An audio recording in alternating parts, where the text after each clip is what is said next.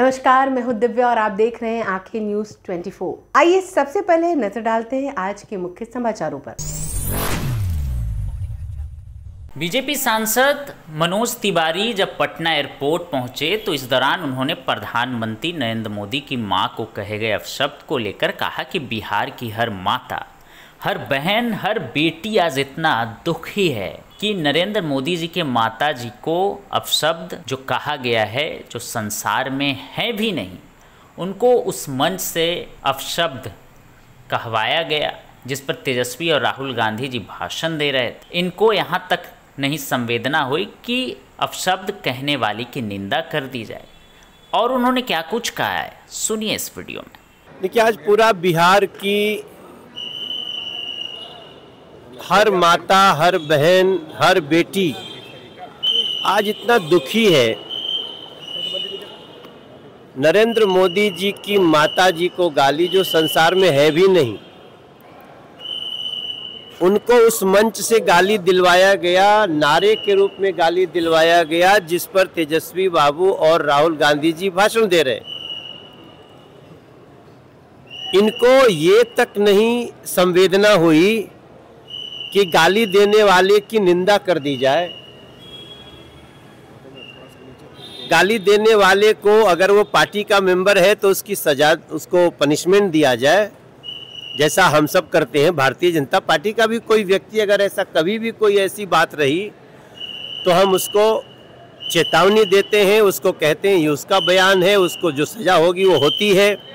लेकिन तेजस्वी यादव जी द्वारा और राहुल गांधी जी द्वारा नरेंद्र मोदी जी की माता जी को जो गाली देने वाला है उसका सपोर्ट किया जा रहा है। इसका मतलब ये गाली राहुल गांधी जी और तेजस्वी यादव जी दे रहे हैं।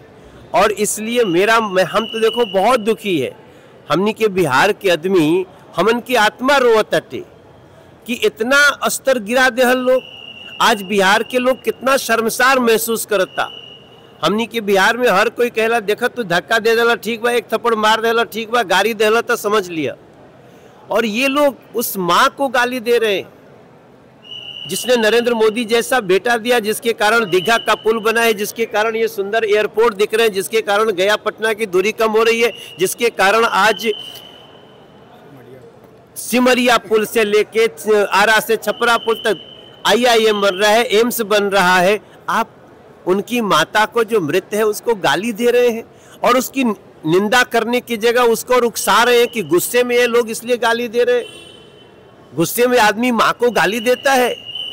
माँ सिर्फ वो नरेंद्र मोदी जी की नहीं है, गाली सिर्फ नरेंद्र मोदी जी की माँ को नहीं है, ये पूरे बिहार के, पूरे देश के बहन बेटियों माताओं को गाली है और बिहार इसको माफ नहीं करे। बिहारियों को बीड़ी से तुलना कर रहे हैं कांग्रेस के। आप देखो, कांग्रेस तो बदला ले रही है बिहार से। कांग्रेस को सबसे पहले किसने सजा दिया? बिहार ने। इमरजेंसी लगाए तो जयप्रकाश बाबू ने इन लोगों को उनकी औकात बताई, तो वो तो जब मौका मिलता है बिहार के लोगों को अपमानित करते हैं। यही कांग्रेस के लोग, अभी पंजाब में चुनाव हो रहा था तो अपने मुख्यमंत्री से कहलवाए और प्रियंका गांधी पीछे हंस रही हैं कि हम बिहार के लोगों को घुसने नहीं देंगे पंजाब में। अरे पंजाब देश के बाहर है क्या? पंजाब जाने के लिए हमारे बिहार के लोगों को पासपोर्ट वीजा लगेगा क्या? तो वो कांग्रेस से आप बिल्कुल अपेक्षा मत करिए। हाँ, दुख की ये बात है कि तेजस्वी बाबू जैसे लोग कांग्रेस के साथ खड़े होकर के उस पूरी गाली के साथ हैं, पूरे बिहार के विरोध के साथ। सर, PM मोदी की मां का अपमान होता है, बिहार बंद होता है महिला मोर्चा के द्वारा। इसी समय लालू प्रसाद यादव का एक ट्वीट आता है कि जो है गुजराती लोग जो हैं बिहारी के माँ को गाली देते हैं और PM मोदी उनका समर्थन करते हैं। अब बिहारी जो है अब चुप नहीं बैठेगा। कोई व्यक्ति अगर बिहार को गाली दिया और वो किसी हमको पता चल गया तो हम उसकी खैर नहीं छोड़ेंगे, वो चाहे कोई भी हो। और लालू जी को इस तरह से झूठ नहीं परोसना चाहिए। लालू जी को तुरंत आकर के अपने बेटे को बोलना चाहिए क्षमा मांगे।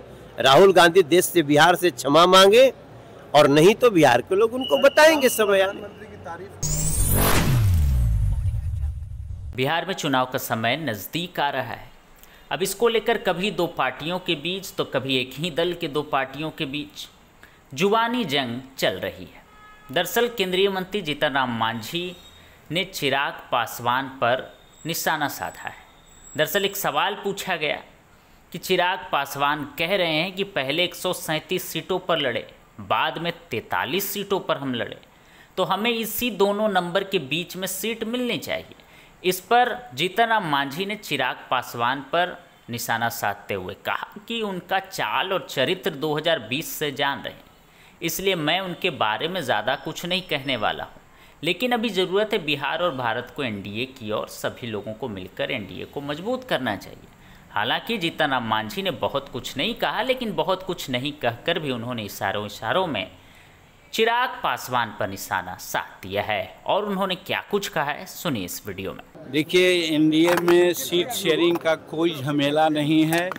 जो हेड क्वार्टर से लोगों को आदेश मिलेगा वो मान्य होगा, और वो हम समझते हैं राष्ट्रपति जो उपराष्ट्रपति का चुनाव है उसके बाद में ये बातें होगी। आपने कल दिल्ली में शायद आपने कहा भाषण में कि हमको जरूरत पड़ेगी तो हम अकेले भी चुनाव लड़ सकते हैं, क्या वो अपने ये बात आपने कहा था? देखिए, कार्यकर्ताओं का मनोबल बढ़ाने के लिए कभी कभी कुछ बातें बोल देनी पड़ती है।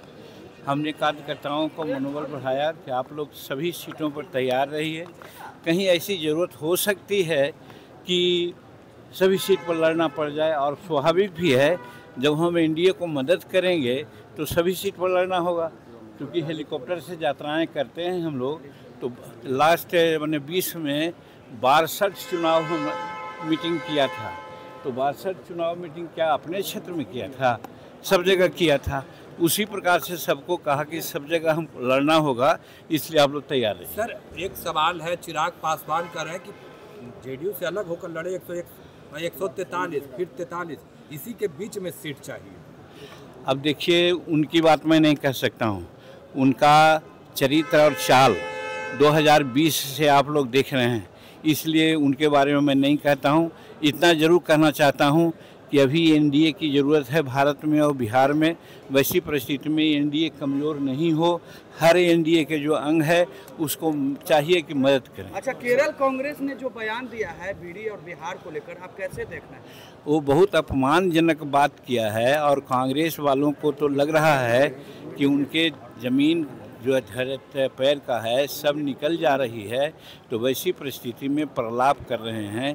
यहाँ प्राइम मिनिस्टर के माँ को और प्राइम मिनिस्टर को उन्होंने भद्दी भद्दी बातें सुनाई, उसी प्रकार से केरल में उनके लोग सुनाए हैं। तो कहने का मतलब इससे पता चल जा रहा है कि वो लोग जनतांत्रिक मूल्यों में विश्वास नहीं करते हैं। वो कुछ गलत ढंग की बात प्रचारित कर करके अपने को स्थापित करना चाहते हैं, यही साबित होता है। और जो केरल में जो बात हुई है उसकी हम भर्त्सना करते हैं। जीएसटी में बड़े बदलाव हुए हैं, गरीबों के लिए एनडीए नेताओं कर रहे हैं। ये ऐतिहासिक फैसला है। आज हम 46 वर्ष से राजनीति में हैं।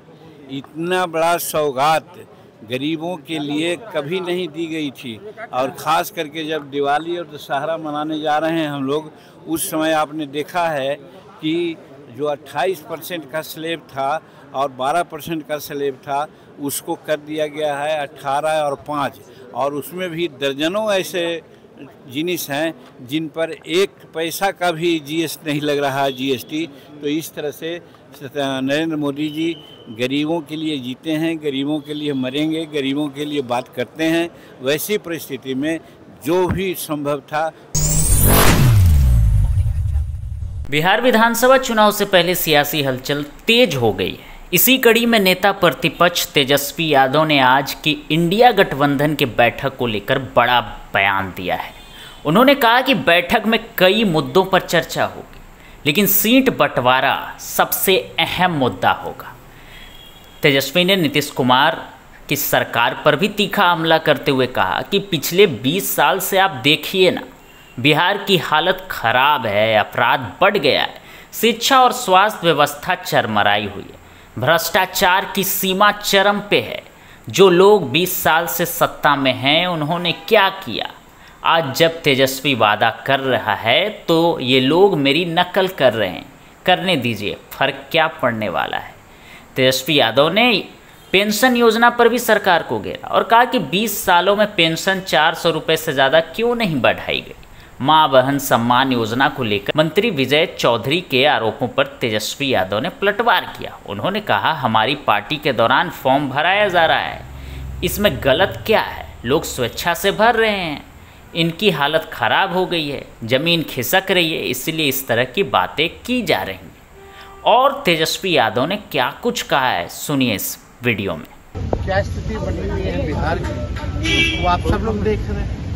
बिहार को जो है तब जो शासन, जो लोग राज करता रहा, यहाँ क्या है, अपराध बढ़ गया है, भ्रष्टाचार बढ़ गया है, क्या है, इंजीनियर को अब तक वारंट नहीं मिला है। आप समझ रहे, ये स्थिति बनी हुई है। और यही नहीं, पढ़ाई की हालत देख लीजिए, कमाई की हालत देख लीजिए, सिंचाई की हालत देख लीजिए, दवाई की हालत देख लीजिए।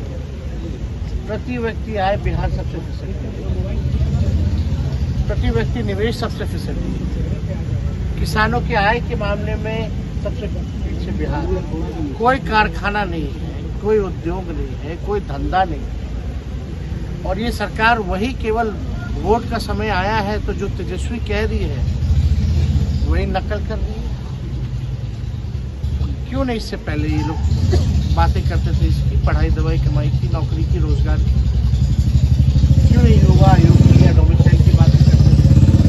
अब चुनाव आया तो तेजस्वी कह रहा है तो ये लोग कर रहे हैं। माई बहन मान इनको माई बहन इतना पेंशन बढ़ाने, मतलब 20 साल से 400 पेंशन था, कभी बढ़ाया नहीं था। तेजस्वी कह रहा है तो बढ़ाना, और उसी का कॉपी लोग माई बहन योजना का कर रहे हैं। फिर समीक्षा करेंगे, बेवकूफ किसको? मुख्यमंत्री भी महिला संवाद कर रहे हैं, तेजस्वी जी महिला संवाद कर रहे हैं मुख्यमंत्री। डर गए हैं क्या विजय चौधरी? विजय चौधरी आरोप आप एक बात कह रहे फर्जी फॉर्म भरवा रहे हैं। कौन सा फर्जी फॉर्म है? पार्टी द्वारा फॉर्म भराया जाए तो फर्जी क्या है भाई?